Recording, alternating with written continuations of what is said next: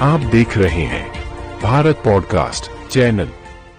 गाजियाबाद विकास प्राधिकरण के उपाध्यक्ष नंद किशोर कलाल ने मुख्यमंत्री के ड्रीम प्रोजेक्ट हरनंदीपुरम परियोजना के विषय और अन्य विषयों पर विस्तृत जानकारी दी। इस परियोजना के लिए 520 हेक्टेयर की आवश्यकता है, जिस पर प्राधिकरण के पास इनमें से अभी तक 35 हेक्टेयर भूमि की रजिस्ट्री किसानों ने की है और लैंड बैंक में अतिरिक्त भूमि पहले से उपलब्ध भी है। इस योजना को शीघ्र से शीघ्र अमली जामा पहनना जाएगा। मीडिया के सवाल, किसान मुआवजे की रकम जो कि सर्कल रेट कम होने से रोष प्रकट कर रहे हैं, उस पर उन्होंने जवाब दिया कि प्राधिकरण के अधिकारी किसानों के लगातार संपर्क में हैं। किसी भी दलाल को इसे प्रभावित नहीं होने दिया जाएगा। आगे तुलसी निकेतन परियोजना के लिए उपाध्यक्ष ने कहा कि जर्जर फ्लैटों की रिकंस्ट्रक्शन कराई जाएगी और कार्य प्रगति के दौरान जो आवंटियों को रहने में परेशानी आएगी उसका किराया GEG बोर्ड के पास कराकर वहन किया जाएगा। और शहर में सड़कों पुलों के निर्माण की जानकारी के विषय में उपाध्यक्ष ने बताया,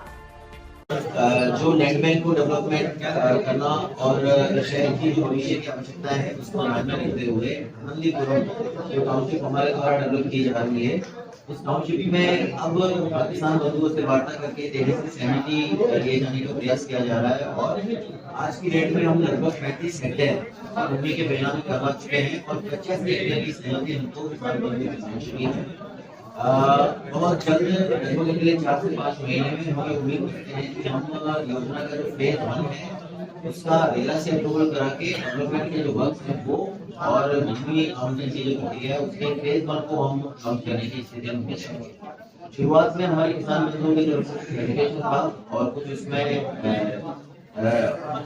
अस्पष्टता भी थी, लेकिन 31 अक्टूबर को जो दरें निर्धारित की हैं जिलाधिकारी महोदय की अध्यक्षता में, उन दरों के निर्धारण के बाद में अब किसान बंधुओं में अस्पष्टता की स्थिति कम हुई है। अब हमारे किसान बंधुओं में मोटिवेशन है और अब औसत हर दिन हम लगभग 2 से 3 हेक्टेयर किसानों से सहमति प्राप्त कर रहे हैं।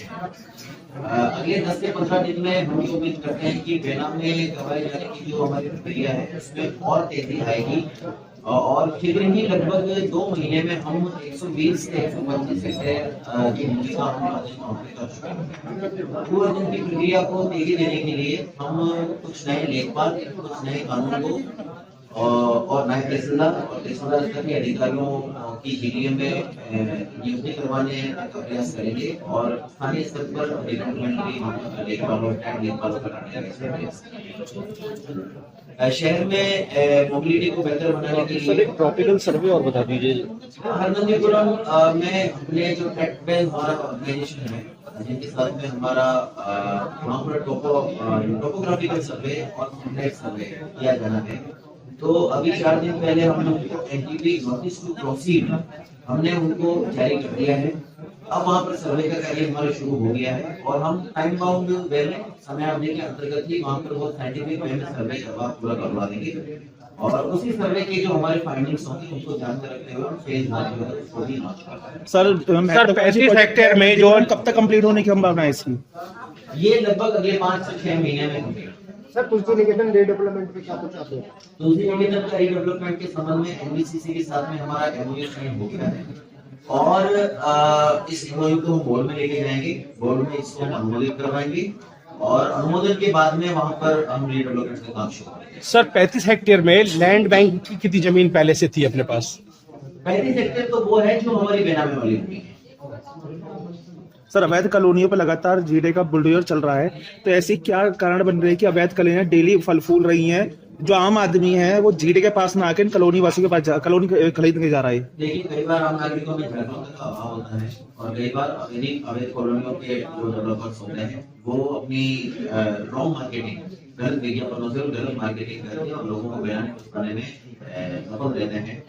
तो ऐसी कंडीशन में जो हमारे नागरिक हैं उनके जो हमारे कंज्यूमर राइट्स हैं उनको अधिकारों की रक्षा करने की भी जिम्मेदारी दी गई है और नियमों के हिसाब से जहाँ जहाँ हमको सूचनाएं मिलती है किसी भी तरीके से, चाहे ADRS के माध्यम से मिले, चाहे वो उनको UG फोन पर कॉल के माध्यम से मिले, चाहे व्हाट्सएप के माध्यम से मिले, चाहे फोटोग्राफ के माध्यम से मिले, किसी भी तरीके से हमको जो शिकायतें मिलती है तो हम उसके ऊपर इमीडिएट एक्शन लेते हैं। और आपने देखा होगा पिछले 10-12 दिनों में बहुत सारी जो इस प्रकार की कॉलोनीज थी, इनफैक्ट कॉलोनीज के अंदर जो बनी स्ट्रक्चर्स थी उनको भी जीडीए ने डिमोलिश किया है और आगे भी हम डिमोलिश करते हैं। सर, आपके 10-12 दिन जो आप बता रहे हैं, इस 10-12 दिन के बाद से ही राजेंद्र नगर के इलाके में जो 4 मंजिल तक पारित था कि लोग बनाएंगे, लेकिन 5वां मंजिल भी तैयार हो गया। कई सारी बिल्डिंगें ऐसी हैं जो वहाँ पे बन रही हैं और मात्र 10 दिन में ही लेंटर पड़ गया। ठीक है, उसको हम देख लेंगे नए वायरस की श्रेणी में। अगर वो डिमोलिश किया जाना होगा तो उनको डिमोलिश करेंगे और अगर कंपाउंडिंग की जा सकती होगी तो कंपाउंडिंग करेंगे। सर, आपकी तरफ से एफआईआर कराई जाती है पुनर्जारियों पे,